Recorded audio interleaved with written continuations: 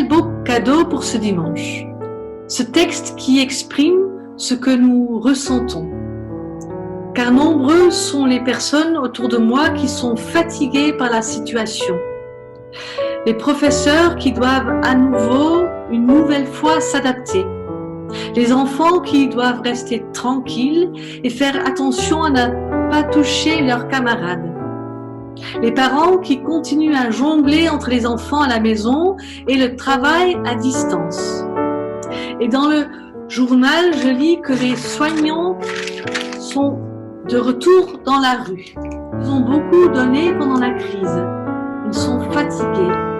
Cela fait plus d'1 an qu'ils se mobilisent. Les soignants sont en perte de confiance, ils n'y croient plus beaucoup. Les malades qui se remettent parfois que très doucement du Covid.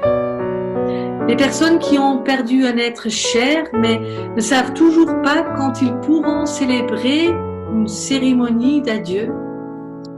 Beaucoup d'incertitudes, beaucoup de nouvelles règles, beaucoup de peurs, de contraintes et de questions. Et je me suis dit, c'est ça, une parole d'humanité. Une personne qui nous invite à venir auprès de lui, avec tout ce qui nous pèse et qui nous promet le repos. Car on en a besoin d'un peu de repos au milieu de tout ce chaos. Prenez sur vous mon joug, dit cet homme. Un joug, c'est plutôt quelque chose de pesant, de lourd, quelque chose qui nous fait perdre notre liberté, qui attache un bœuf à un autre bœuf pour les faire labourer les champs ensemble. Mon joug est bon et ma charge légère. Les rabbins utilisaient souvent l'image du joug pour parler de la loi, pour dire que quand on se rattache à ces paroles de vie, on retrouve le sens, la direction par où aller. Prenez mon joug. Si l'homme de Nazareth nous propose ce matin de prendre son joug, c'est qu'il nous invite à ne plus cheminer tout seul. Il voudrait venir à côté de nous pour porter ensemble ce qui pèse lourd dans nos vies, pour nous aider à retrouver sens et direction. Prenez mon joug et laissez-vous instruire par moi. Son instruction n'est pas un truc scolaire et difficile à comprendre. Sa sagesse à lui n'est pas celle des universités et des gros livres savants et compliqués. Mais elle se révèle aux tout petits, surtout à ceux qui se trouvent à la marge, à ceux qui peinent dans la vie.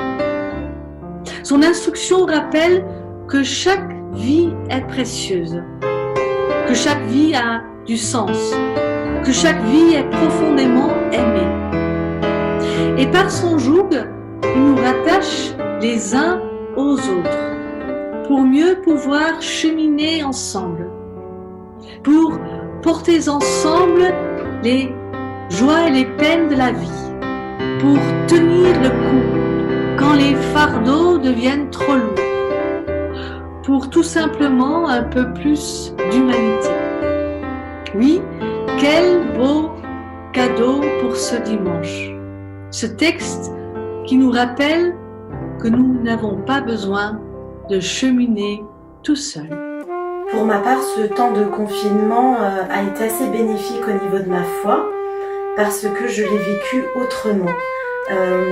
Je trouve que les pasteurs et l'ensemble du consistoire se sont mobilisés pour que nous puissions communier ensemble, mais à distance, via les réseaux sociaux, via les petites vidéos et tous les différents échanges qu'on a pu avoir ensemble. J'ai appris à me poser, à téléphoner à mon entourage. Et c'est vrai que cette manière de faire église autrement, je pense qu'elle devrait perdurer pour toutes les personnes qui, au quotidien, sont en confinement. Je pense aux personnes malades et qui ne peuvent pas quitter leur domicile. Donc développer cette église, ce serait vraiment très bien. Continuer à alimenter les réseaux sociaux, à faire des cultes ensemble, le participatif me va bien. Merci à tous. Tous unis dans l'esprit, oui, tous unis en Jésus, tous unis dans l'esprit.